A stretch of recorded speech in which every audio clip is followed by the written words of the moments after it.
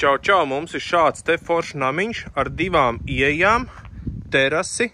Teras ir ar padziļinājumu, vieta atpūtas krēslam, vieta galdiņam, un apstīsimies, kāds mums namiņš izstās iekšā. Ideāls risinājums kempingam.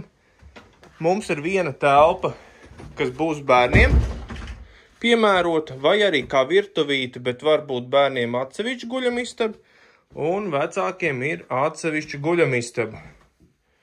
Šāds te namiņš ir iespējams izgatavot, uzstādīt jums vēlamajā vietā.